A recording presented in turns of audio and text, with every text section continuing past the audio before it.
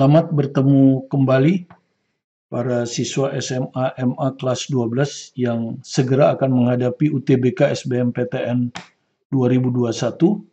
Kita lanjut ke paket kedua, sukses TKA Saintek Kimia dengan topik larutan, part 2 ya. Part 1 sudah kita selesaikan nomor 1 sampai 6.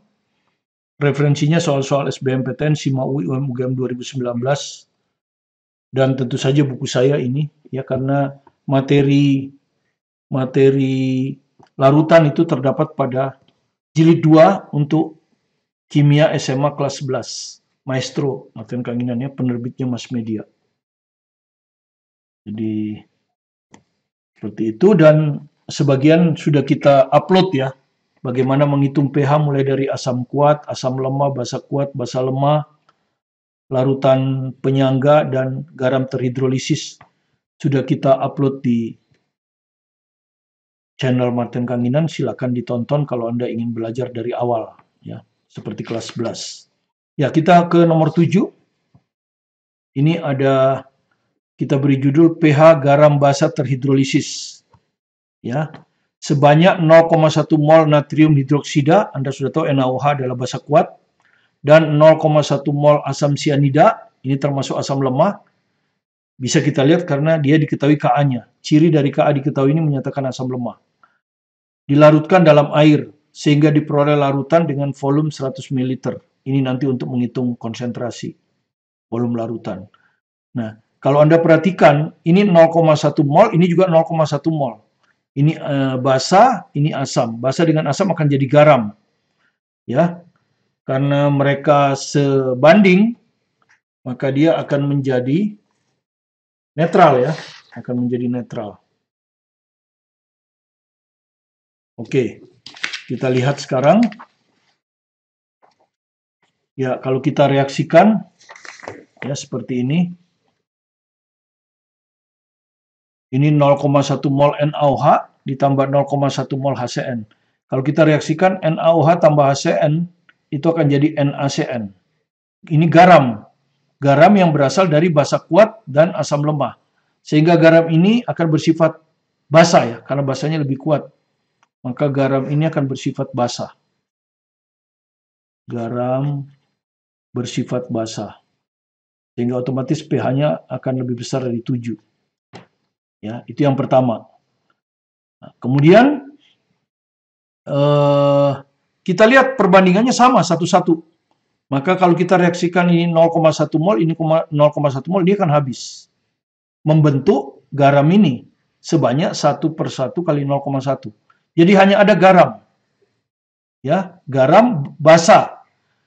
Ini akan terurai menjadi Na+, ya, jadi NaCN ini, garam akan terurai jadi Na+, ditambah Cn- gitu kira-kira ya. Ini tidak terhidrolisis. Ya, Na+ ini tak terhidrolisis. Nah, yang terhidrolisis Cn- ini akan terhidrolisis. Ya. Akan terhidrolisis. Ya. Terhidrolisis dalam air, ya, terhidrolisis dalam air. Gitu ya. Ya. Sehingga kita akan selesaikan dengan rumus garam basa terhidrolisis. Ya. Garam basa terhidrolisis adalah garam, ya hanya ada garam loh ya, dengan berasal dari basa kuat dan asam lemah. Yang dihitung adalah konsentrasi OH-nya. Sama dengan akar Kb kali konsentrasi garam. Ya, perhatikan. Kb apa? Kb ini adalah tetapan basa konjugasi dari asam lemah. Jadi Kb ini Kb dari Cn-. Ya, Kb dari ini, Cn-. Ya. Jadi Kb dari Cn-. Ini nih. Nah, ini Kb dari Cn-. Ini. Tapi Anda sudah tahu Kb dari Cn- nggak diketahui. Yang diketahui itu adalah Ka dari HCN. Ya, jadi ini asam basa konjugasi. Ini asam, ini basa konjugasi. Nah, Kb-nya dihitung dengan rumus ini. Ka kali Kb, asam basa konjugasi, itu sama dengan Kw. Kw dianggap 10-14 kalau tidak ada keterangan. Jadi kalau mau hitung Kb Cn-, tentu Ka 10-14 per Ka. Ka-nya ini. Jadi 10-14 dibagi 4 kali 10-10. Ya, yang ini. Ini kalau Anda hitung adalah 1/4, ini 10-4. Ya, jadi KB udah ketemu. Ya, KB ini udah ketemu. Sekarang M garam, ya kan? M garam ya. Jadi KB-nya udah ketemu. Tinggal M garam ya. Ya. Nah, Anda perhatikan. Garamnya itu 0,1 mol. Volumenya 100 ml. Jadi M garam adalah mol dibagi volume. Tapi molnya kan ini mililiter, berarti ini harus jadikan milimol. Nah, 0,1 milimol itu adalah 100 milimol. Dibagi 100 ml akan jadi 1 M. Jadi konsentrasi garamnya 1 M ya. Jadi ini 1. Ini 1. Nah, makanya sekarang saya hitung ya, akar KB-nya ini 1/4 kali 10-4. M garamnya ini 1. Kalau Anda hitung, akar 1/4 ini setengah. Akar dari 10-4, 10-2. Ya, jadi kita dapat konsentrasi OH-. Ya. Jadi kita dapat konsentrasi OH- adalah setengah kali 10-2. Nah, untuk ngitung pH, ini kita hitung pH dulu kan. Sesudah kita hitung pH, baru kita hitung pH. Karena yang ditanyakan adalah pH. pH larutan kan. Larutan yang dihasilkan memiliki pH berapa. Ya udah hitung aja dulu pOH. Ya, pOH adalah min log konsentrasi H+ kan. Min log konsentrasi OH-, sorry. Min log konsentrasi OH-.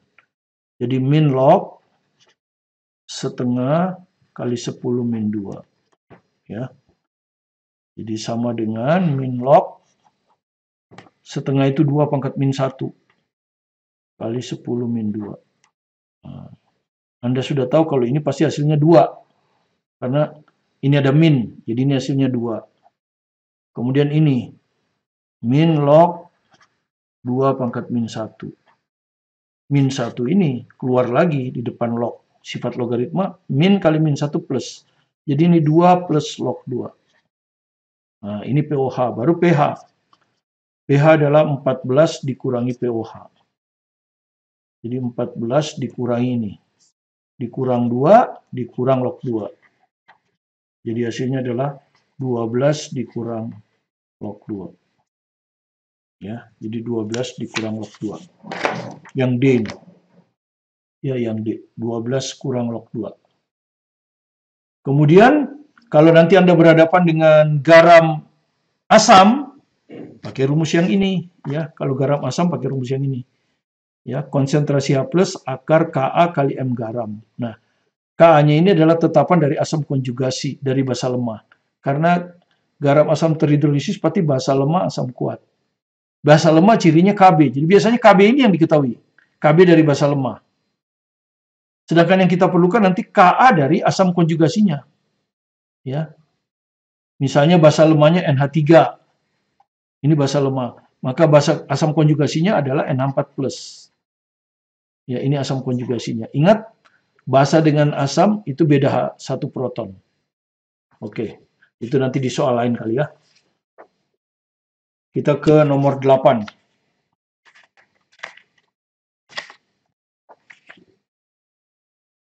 Nah, ini. Menentukan asam basa, pasangan asam basa konjugasi. Ya, asam basa konjugasi. Nah, Anda perhatikan pasangan asam basa konjugasi itu selalu hanya berbeda 1 proton. Jadi ini konsepnya. Pasangan asam basa konjugasi selalu hanya berbeda 1 proton. Ya, jadi kalau Anda perhatikan ini, NH4+, ya. Nih, reaksinya kan. NH4+ ditambah S2- dan NH3 tambah HS-. Sekarang Anda bandingkan NH4+ dan NH3. Ya, jadi selisihnya 1 proton, 1 H. Ini cocok ya. Ini hanya 4, ini hanya 3. Berarti di sini harus ditambah 1 H kan? Itu ya, supaya NH4. Kemudian muatannya di sini plus, di sini nggak ada, berarti ini harus H+. Nah, cocok, ini proton. Ya, cocok. Jadi NH4+ dan NH3, ini jawaban A, ini adalah pasangan aksi reaksi. Pasangan aksi reaksi. Sekarang yang B, misalnya, ini A sudah, yang B. H2SO4 dan HSO4-. Apakah ini pasangan asam basa konjugasi? Anda lihat, harus pertama selisih 1H. Ini hanya 2, ini hanya 1. Berarti benar, ini harus ditambah 1H. Kemudian harus proton. Dilihat Anda di sini. Di sini tidak ada muatannya 0. Di sini muatannya -1. Maka supaya sama, ini kan begini kan. Ruas kiri harus sama dengan ruas kanan muatannya. Jadi ini harus H+. Cocok, ini proton. Ini juga asam basa konjugasi. Nah, kalau Anda ditanya mana yang asam, mana yang basa, ya lihat aja. Ini menerima proton, berarti ini basa. Gitu loh. Menerima proton, ini asam. Ya, ini namanya pasangan asam basa konjugasi. Yang ini menerima proton, berarti ini basa. Yang menerima proton itu basa. Yang memberi proton adalah asam. Ya, kira-kira seperti itu. Jadi kita lihat aja kira-kira yang berbeda satu hidrogen. Ya, Anda lihat di E. E ini. PCl3 dan H3PO3. Coba. Di sini tidak ada hidrogen. Di sini hidrogennya 3. Ya udah pasti salah ini. Ya. Udah pasti bukan pasangan asam basa konjugasi. Oke, ini hanya teori aja ya. Jadi jawabnya adalah E. Silakan selidiki sendiri. Kenapa C ini pasangan asam basa konjugasi? Kenapa D ini juga termasuk pasangan asam basa konjugasi? Dengan dalil, pasangan asam basa konjugasi selalu hanya berbeda satu proton. Yang memberi proton, yang hanya lebih banyak, itu pasti asam. Yang hanya lebih sedikit, itu pasti basa. Selisihnya satu proton. Kita baca sekarang nomor 9. Ya, ini saya kasih judul penambahan OH- pada penyangga asam ya. Jadi suatu larutan penyangga, jadi disebut sudah larutan penyangga ya, dibuat dengan mencampurkan 5 ml asam benzoat. Jadi kalau kita lihat seperti ini, ya.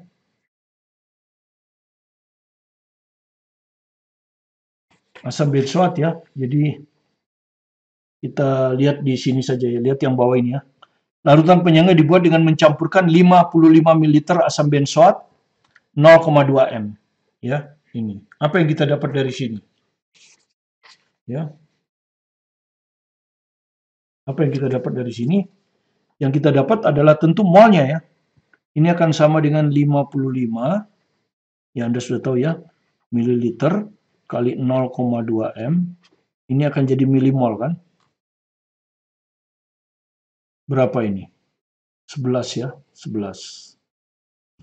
Kemudian 45 ml natrium benzoat 0,2 m. Maka ini akan jadi 45 ml dikali 0,2 m. Sama dengan 9 milimol. Ya, ini 11 milimol, ini 9 milimol. Ya. Nah, sekarang jika ke dalam sistem tersebut ditambahkan 1 milimol BaOH2. BaOH2. Jadi ditambahkan BaOH2 ya. Jadi kalau kita buat gambarnya kira-kira seperti ini, ya. Ya, seperti ini. Mula-mula di sana yang ada cuman asam benzoat dan natrium benzoat ya. Jadi mula-mula yang ada adalah asam benzoat dan natrium benzoat. Anda lihat asam benzoat adalah asam lemah. Ya, makanya Ka-nya diketahui ini.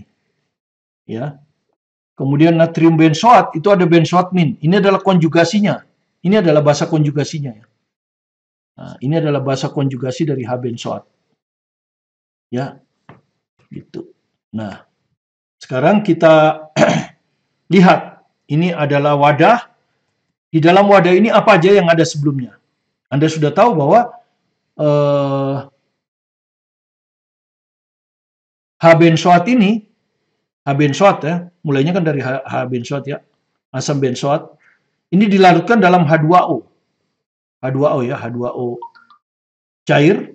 Maka ini akan memberikan H+ ke sana kan. H benzoat ini akan memberikan H+ ke sana. Karena di asam. Asam kan memberi hidrogen H+. Sehingga H2O ditambah H+ jadi H3O+. H3O+, ya. Aqua. Ditambah, nah, kalau ini H+-nya hilang, ini akan jadi benzoatmin. Bahasa konjugasinya, ini adalah bahasa konjugasi dari ini. Ya, sehingga di dalam larutan semula seperti ini. Ya, ada H-benzoat, karena ini terurai ya, tidak semuanya. Sorry, ini reaksi seimbang. Ini tidak semua mengurai, hanya sebagian. Jadi dia di dalam larutan masih ada. Kemudian terbentuk benzoatmin dan ada H3O+. Inilah yang ada di dalam larutan. Ya, kalau larutan buffer seperti ini. Gitu. Nah, seperti itu ya. Jadi kalau kita tulis reaksinya seperti ini ya. Nah, sekarang kita tambahkan BaOH2. BaOH2 itu artinya basa kan, OH-. Ya, OH- kita tambahkan. Kalau ini BaOH2-nya 1 milimol, ini berarti OH-nya ada 2 ya. Karena dia satu tahap. Ingat, kalau basa poliprotik satu tahap. Jadi ini ada 2 milimol. Nah, kita tambahkan 2 milimol OH-. Nah, begitu dia masuk ke dalam, dia akan dinetralkan. Makanya disebut larutan penyangga. Tentu yang netralkan yang punya positif. Ya toh? Yang punya positif. Nah, yang punya positif adalah H-benzoat. Karena kalau benzoat kan min. Kalau benzoat kan min. Nggak mungkin menetralkan OH-. Jadi yang menetralkan OH- itu H-benzoat. Ini. Nah, H-benzoat. Reaksinya seperti ini. Nah, OH- kita tambahkan, dia akan dinetralkan oleh H-benzoat. Nah, cara menetralkannya apa? H-benzoat ini ada proton. Kan asam, dia memberi proton ke sana. Kalau ini menerima proton, maka OH- dan H+ jadi H2O. Ini akan jadi H2O. Liquid ya. Kemudian ini karena dia memberi H+, maka dia sisa benzoatmin. Nah, kira-kira reaksi yang terjadi itu begini kalau kita tambah OH-. Reaksi yang terjadi seperti ini ya. Inilah reaksi yang terjadi. Reaksi yang terjadi dalam larutan penyangga. Dalam larutan penyangga. Jika diberi OH-, ya, jika ditambahkan OH-. Ya, OH-nya akan dinetralkan oleh asam benzoat. Nah, perhatikan di sini ada 3 zat kan ya. Jadi kalau kita tulis benzoat, awalnya berapa awalnya? Dalam milimol. Asam benzoat ya. Asam benzoat awalnya berapa? Ini udah kita hitung. 11. Jadi ini ada 11 milimol ya. Kemudian OH- yang kita tambahkan awalnya 2 milimol. 2. Begini kan? Kemudian benzoat awalnya berapa benzoat? Benzoatmin ini di sini. Benzoatmin itu ini didapat dari sini. Ya, benzoatmin. Berapa awalnya? 9. Ini awalnya 9 ya. Nah, 9 itu didapat dari natrium benzoat. Benzoatmin didapat dari natrium benzoat karena ini akan terurai kan? Seperti yang kita bilang tadi, ini akan terurai kan? Semuanya menjadi, karena ini garam kan, akan terurai menjadi Na+ ditambah benzoatmin. Ya, terurai semua. Sehingga kalau dia ada 9 milimol, maka ini akan ada 9 milimol juga. Ya, ini 9. Kemudian terjadi perubahan. Karena kita tambahkan OH-. Ya, 2. Nah, OH- ini harus habis ya. Harus habis, dinetralkan ya. Harus habis ya. Sehingga di sini di keadaan akhir dia 0 ya, karena di keadaan akhirnya harus kita kurangi kan. Nah, tentu untuk supaya ini 2 habis, maka H-benzoat yang bereaksi harus 2 yang bereaksi ya. Kalau yang bereaksi sebelah kiri itu dikurang. Sehingga sekarang sisa 11 kurang 2, sisa 9. Nah, ini sisa 9 sekarang. Ya, kemudian di sini sebelah kanan dihasilkan. Ya, dihasilkan. Kalau ini berkurang 2, ini pasti bertambah 2. Karena 1:1 kan. Jadi kalau di sini bereaksi 2, di sini pasti terbentuk 2. Sehingga sekarang jadi 11. Nah, inilah yang terjadi. Ini milimol ya. Ini milimol. Nah, itu. Jadi ini habis ya. Habis. Karena dinetralkan semua. OH-nya harus dinetralkan semua. Itu fungsi larutan penyangga. Yang menetralkan. Nah, yang ditanya adalah rasio asam benzoat per benzoat setelah penambahan basa. Sebelum ditambahkan basa, rasionya ini. Ya, ini sebelum ditambahkan ya. Rasionya 11/9.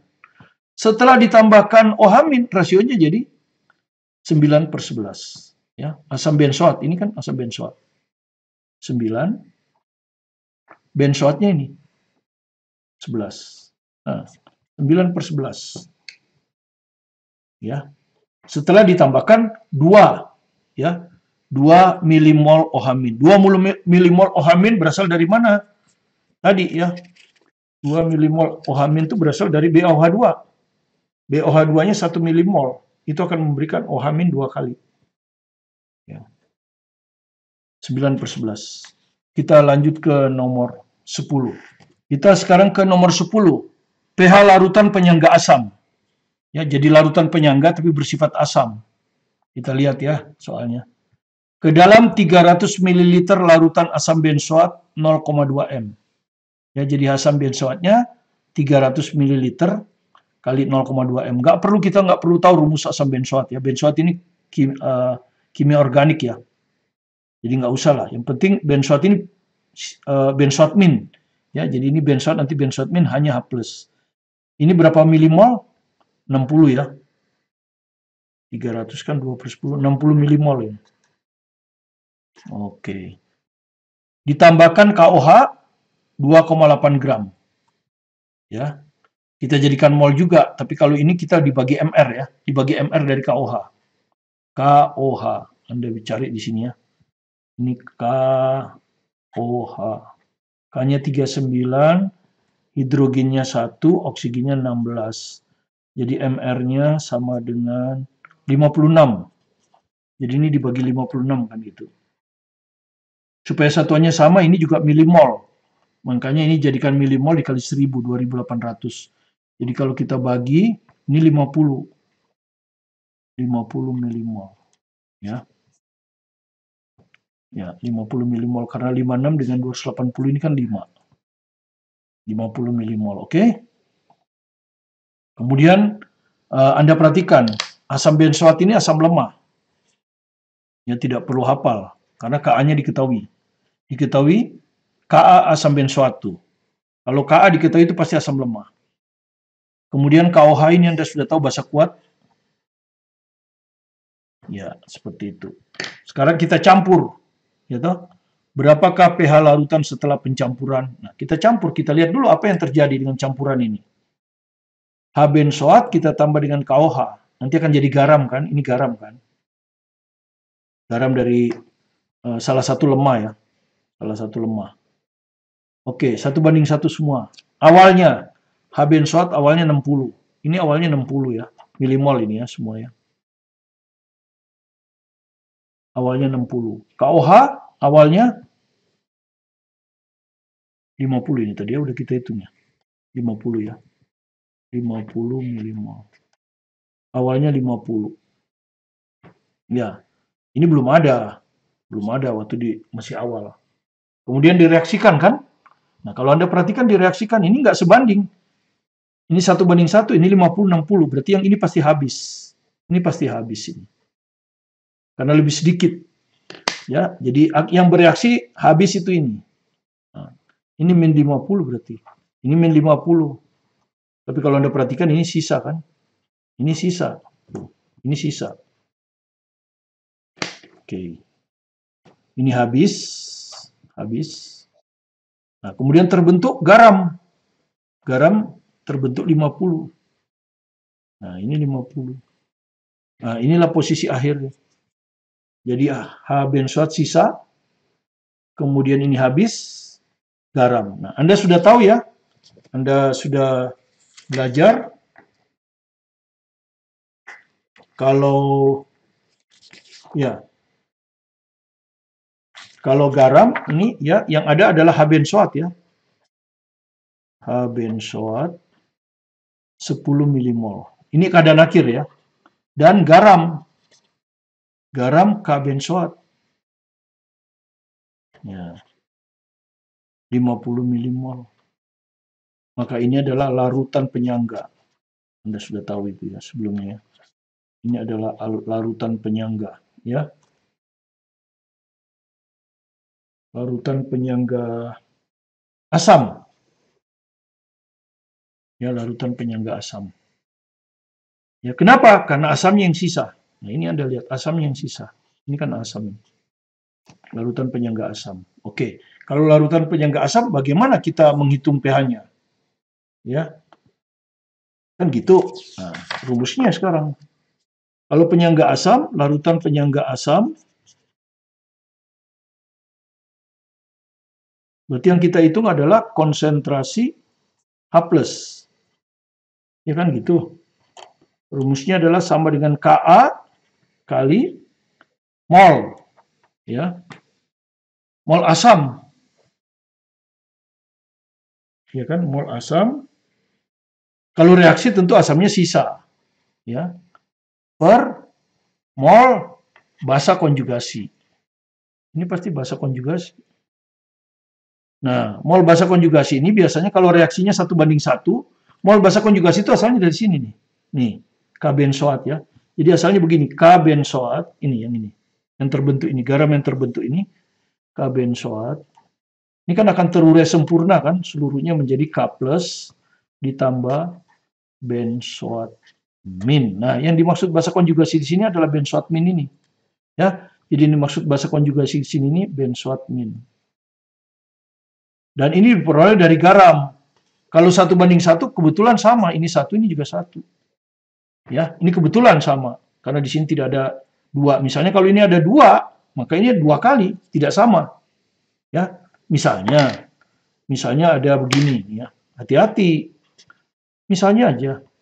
Ini bukan K, kalsium. Nah, begitu ya. Maka ini kan 2 begini. Nanti di sini akan jadi benzoat min. Kan? Ini benzoatnya ada 2 kan? Maka di sini 2. Nah, nggak sama kan? Di sini 1, di sini 2. Nggak sama. Nah, yang diketahui kan ini. Misalnya diketahui ini 5 misalnya. Ini 5 milimol, maka benzoat ini bukan 5, tapi 2/1. Hati-hati ya kalau begini. Itu yang saya sebut. Jadi nggak selalu sama dengan ini. Nah, kalau di sini kebetulan 1:1. Ya, 1:1 karena kalium. Maka ini bisa sama dengan mol garam. Gitu loh. Sama dengan mol garam. Oke? Jadi kalau kita hitung berapa? Ya, ini hanya contoh ya. Supaya Anda tidak salah. Jangan nyalakan saya kalau nanti kata Bapak itu mol garam. Mol garam kalau 1:1. Jadi didapatlah konsentrasi H+ sama dengan Ka. Ka-nya diketahui kan? Ini. 6 kali 10 min 5. Jadi kita pakai rumus ini nih.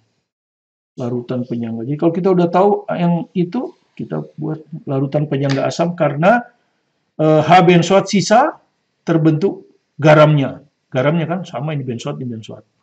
Garamnya. Kali mol asam. Berapa mol asam? Yang ini nih. Ini asam. 10. Ya. 10 milimol. Dibagi mol basa sama dengan mol garam. Mol garam ini. 50 milimol. Kan gini, coret. Nah, tinggal dilihat jawabannya. Ya. Dilihat jawabannya. Oh, ada 5. Ya, pH yang ditanya. Oke, sudah selesai. Ya. Ini dicoret aja 10 dengan 50. Jadi ini 1, ini 5. Ya, karena ada muncul 6/5 di sini. Ya. Jadi ini sama dengan 6/5 kali 10 min 5. Nah, ini konsentrasi H+. Maka pH-nya, ya toh, min log kan? Min log ini, konsentrasi H+. 6/5 kali 10 min 5. Jadi hasilnya, pH ini sama dengan, ini pasti 5, ternyata 5, min. Kalau ini min ya, min log 6/5. Nah, begini. 5 min log 6/5. Nah, ini. Ya. Ini. 5 min log 6/5. B. Ini bisa aja ada yang nulis. Ada juga yang nulis begini. Kalau saya mau plus, boleh. Kalau mau plus, dibalik. Nah, begini ya. Tapi yang diambil di sini. Kalau mau plus, dibalik. Bukan 6/5, tapi 5/6. Nah, ini harus plus. Gitu ya. Oke. Seperti itu ya. Larutan penyangga asam.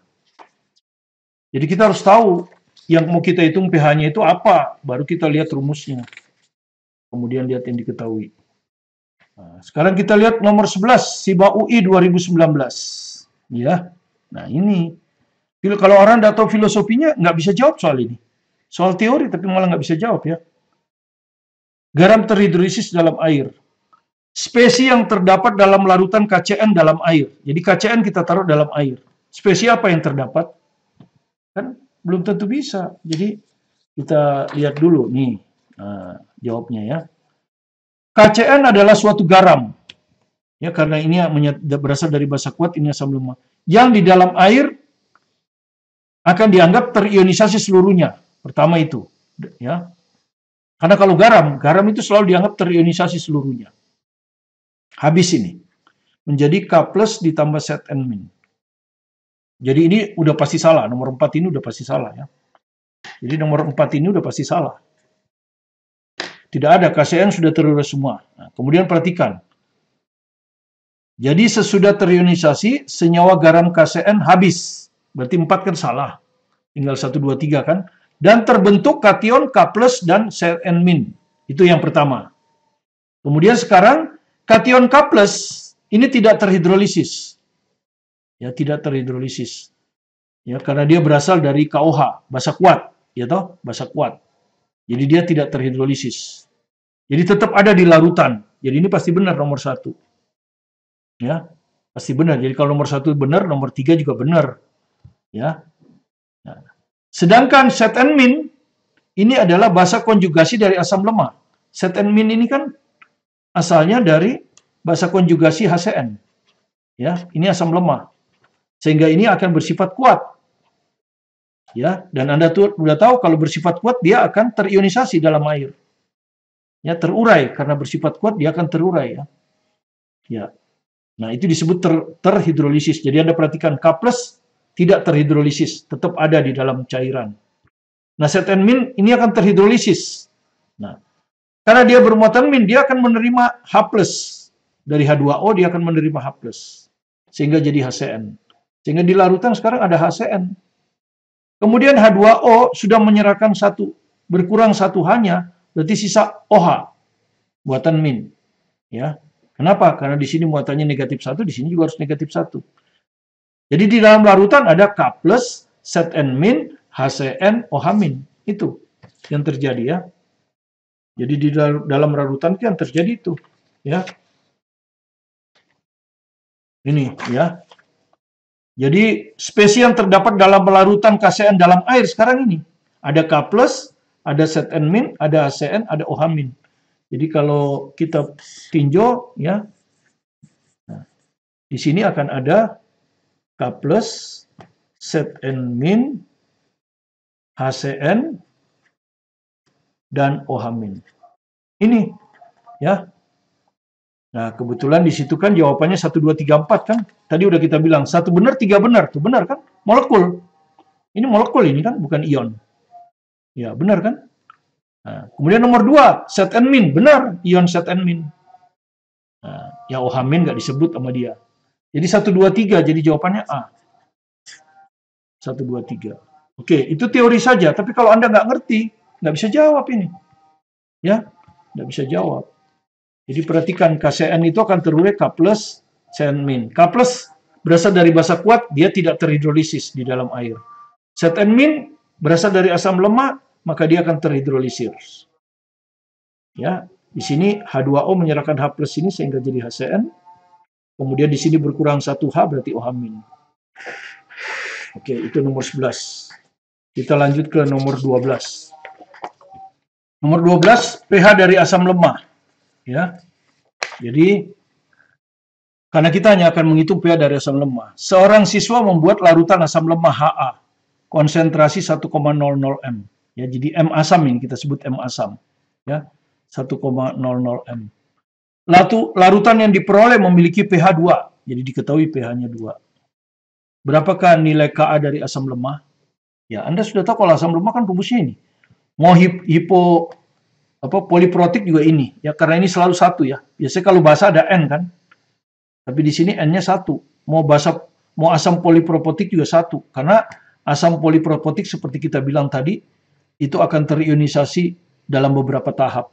dan hanya tahap pertama yang akan banyak menghasilkan H+ proton. Jadi kita tinggal pakai rumus ini. Ya. Tentu konsentrasi H+ kita dapat dari pH. Ya, pH sama dengan 2,00. pH itu apa? Min log konsentrasi H+. Sama dengan 2. Berarti konsentrasi H+ 10 min 2. Nah, berarti kan udah dapet nih. Ka-nya ditanya, ini ditanya. Konsentrasi asam diketahui. Ya selesai. Tinggal masukkan ke bintang ini. Didapat 10 min 2 sama dengan akar Ka kali M asam 1. Ya, ditanya Ka tinggal dikuadratkan. Jadi 10 min 4. Ya toh? Sama dengan Ka. Ya, jadi 10 min 4. UGM 2019. Jadi jawabnya D. Ya. Kita lanjut ke nomor 13. Oke, kita ke nomor 13. Kita beri judul pH larutan basa kuat. Nah, basa kuat sekarang. Perhatikan kalau basa kuat itu ada N. Tapi di sini kebetulan N-nya NaOH. 1 cuman ya, kebetulan. Kalau misalnya CaOH 2, N-nya harus 2. Dan volume molar. Anda sudah tahu kalau untuk gas ada volume molar kan? Keadaan STP, nah ini STP, 1 mol 22,4 liter. Oke? Jadi digabung aja. Oke, kita baca. Logam Na dapat bereaksi dengan air. Jadi ini Na, logam ya, S, bereaksi dengan air, menghasilkan NaOH dan gas H2. Ya. Tapi ini reaksi yang belum setara. Belum setara ya. Karena Anda lihat hidrogen 2, di sini hidrogen 3. Belum setara. Maka kita setarakan dulu. Nanti ya, nanti kita akan setarakan. Oke. Jika sejumlah logam Na bereaksi sempurna dengan 500 ml air, ya. Bereaksi sempurna itu artinya dua-duanya habis menghasilkan produk. Ya toh? Dengan 500 ml air, ya. Jadi airnya itu di situ ada 500 ml. Mungkin nanti kita perlu kalau mau konsentrasi ya. Oke. Karena di sini ini logam tidak punya volume, jadi volumenya diambil dari air. Jadi ada kemungkinan nih. Oke, kita setarakan dulu reaksinya. Kita setarakan dulu ya. Nah, untuk mensetarakan kan kita pakai cara coba-coba kan? Cara coba-coba. Pertama kita cari yang 1 lawan 1, yang hijau ini. Na dengan Na ini 1 lawan 1. Ya kan? Jadi ini bisa aja semula kita isi 1 dulu. Nggak apa-apa, kita isi 1, ini juga 1. Kita kunci di 1 dulu ya. Berarti tinggal ini yang belum kan? Terus kita perhatikan yang 1 lawan 1 lagi. Ada nggak? Ada, oksigen. Nah, di sini oksigen hanya ada di H2O. Di sini nggak ada. Di sini hanya ada di sini. Oksigen di sini berapa? 1. Oke, di sini 1. Oke, sementara kita kunci ini 1. Ya kan? Kita kunci 1. Apa yang terjadi? Hidrogennya cuma 2. Sementara hidrogen di sini berapa? 1. Di sini ada 2. Berarti di sini hanya boleh ada 1. Makanya ini pakai setengah gitu kan? Biasanya gitu kan? Supaya 2. Kan ini 2. Ini 1. Ini 2. Berarti ini setengah.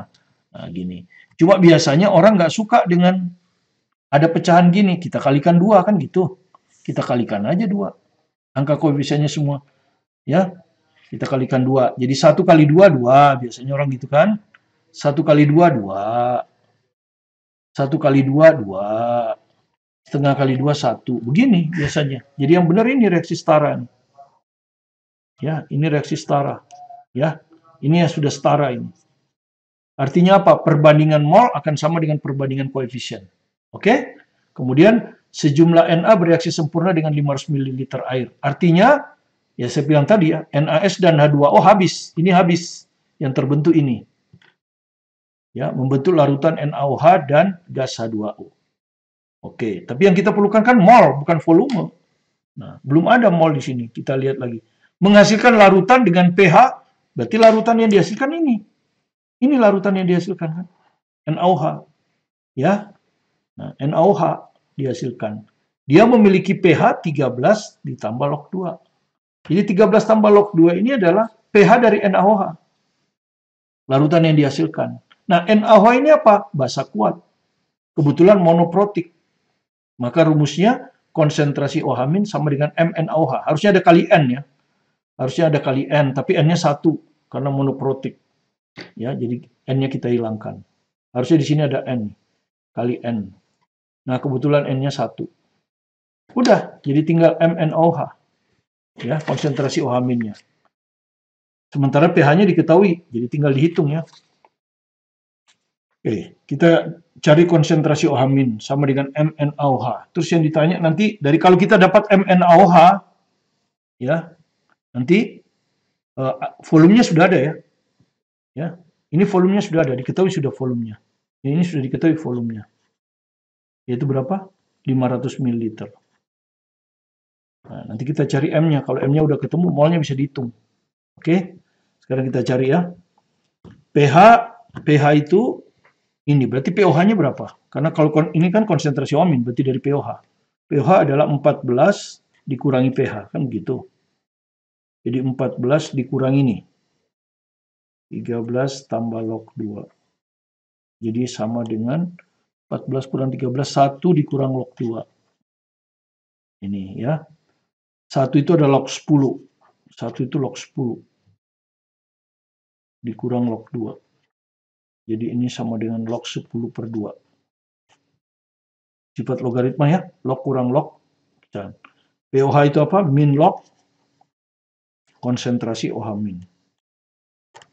Yang mau kita cari kan konsentrasi OH-. Nah, ini. Jadi ini min log konsentrasi OH-. Ini juga kita bikin min. Kalau kita bikin min, makanya penyebutnya kita balik jadi 2/10. Begini. Jadi dengan demikian konsentrasi OH- sama dengan 2/10. Ya, sama dengan 2/10. Ya, dapat ya. Konsentrasi OH- udah dapat nih di sini. Nah, ini akan sama dengan MnOH kan? Ini. Jadi MnOH sama dengan 2/10 atau 1/5 M. Oke, ini kan sama dengan 1/5. Udah dapat. Sementara NaOH volumenya tahu. Volume NaOH tahu tuh. Berapa? 500 ml. Nah, dari sini kita bisa dapatkan berapa mol NaOH? Kan dikalikan kan? 500 ml kali 1/5 kan? 500 ml kali 1/5 M. Maka kita dapat 100 milimol. Nah, dapat kita sekarang NaOH itu ternyata ada 100 milimol. Oke, udah dapat kita NaOH. Kalau kita udah dapat mol, maka perbandingan reaksi ini menyatakan perbandingan mol. Nah, kita yang ditanya apa coba? Volume gas H2. Jadi kita yang ditanya itu ini. Ini nih. Nih, berapa volumenya?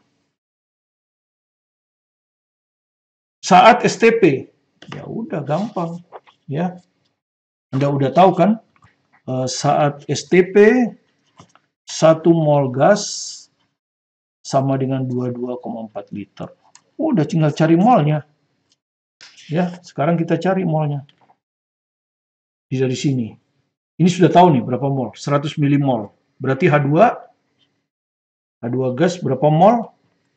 1/2 kali ini.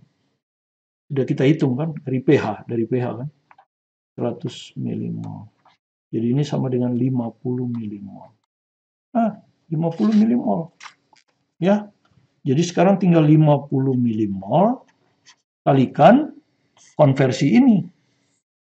Nah, ini mol berarti di sini 1 mol kan gitu. 1 mol volumenya 22,4 liter. Begini. Cuma ini mol, ini milimol, hati-hati. Ini jadikan milimol berapa? 1000. Nah, 1000 milimol.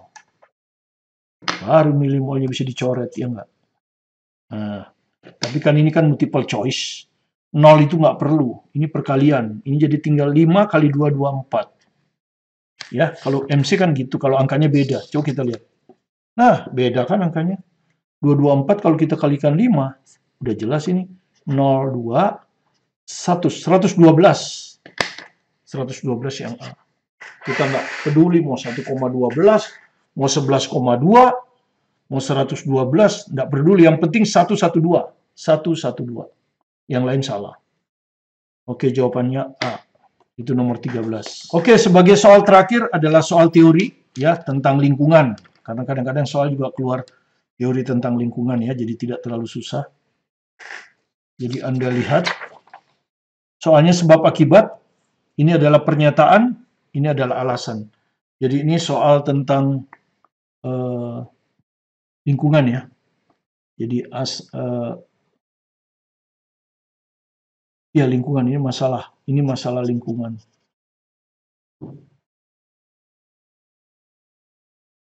Yaitu hujan asam.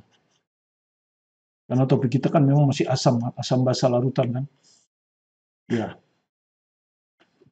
Gas karbon dioksida di udara bukan penyebab utama hujan asam. Jadi ini ada kata bukan, ini penting, penyebab utama hujan asam. Sebab alasannya reaksi gas karbon dioksida dan air, karbon dioksida direaksikan dengan air, akan menghasilkan asam karbonat H2CO3.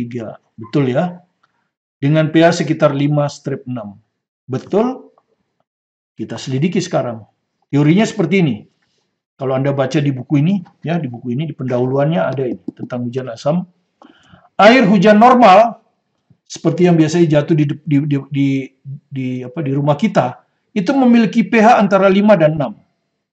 Karena adanya karbon dioksida yang melarut dalam air. Ya, membentuk asam karbonat dan asam karbonatnya adalah asam lemah yang pH-nya sekitar antara 5 dan 6. Ya.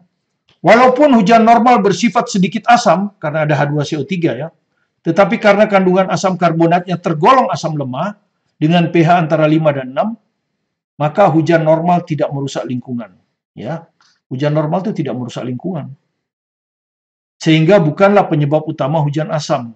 Ya, hujan asam itu hujan yang bersifat asam, yang menyebabkan batu-batuan bisa berkarat, ya, tanaman akan merana, ya, karena dia akan bersifat asam sehingga mati lama-lama. Kalau dia jatuh di hutan, hutannya bisa mati semua pohon-pohonnya. Nah, hujan asam adalah air hujan yang memiliki pH lebih kecil 5. Jadi pH-nya lebih kecil 5 karena mengandung gas-gas CO2. Oke, CO2 nggak ada masalah. Ini SO2, SO3, nah ini yang akan menghasilkan asam sulfat. Anda sudah tahu asam sulfat adalah asam kuat. pH-nya akan kecil. Kemudian NO dan NO2 ini akan menghasilkan HNO3. Ya, asam kuat juga.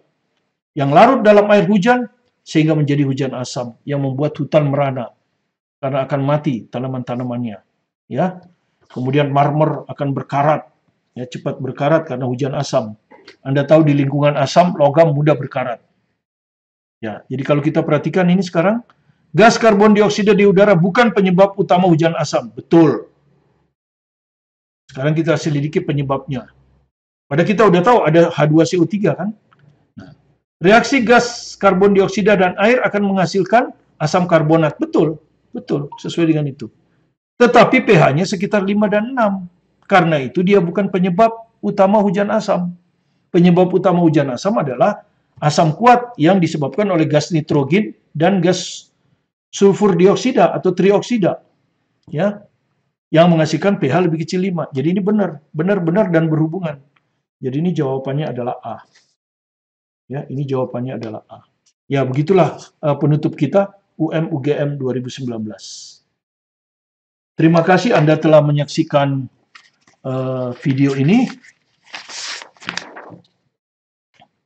Semoga Anda bisa pahami dengan baik sehingga nanti jika keluar dan pasti keluar soal larutan biasanya lebih dari 1 soal, ya, 2 soal atau 3 soal, kadang-kadang dalam bentuk bacaan. Mudah-mudahan Anda bisa menyelesaikannya. Ya, jadi satu demi satu topik Anda kuasai dengan baik. Topik stoikiometri sebagai pusat dari kimia sudah Anda kuasai dengan 2 part. Kemudian topik yang berikutnya juga sering keluar larutan juga Anda kuasai, dan topik ketiga nanti kita akan masuk ke order reaksi dan kesetimbangan kimia. Ya, jadi sedikit-sedikit Anda kuasai, maka Anda akan bisa menyelesaikan kimia dengan baik. Bagi yang belum subscribe dan Anda merasa bermanfaat, silakan di subscribe supaya Anda tidak ketinggalan dengan materi yang akan kami upload setiap hari sampai menjelang Anda tes di UTBK SBMPTN 2021. Tetap semangat belajar mandiri di rumah, sukses bersama Anda. Saya Martin Kaminan.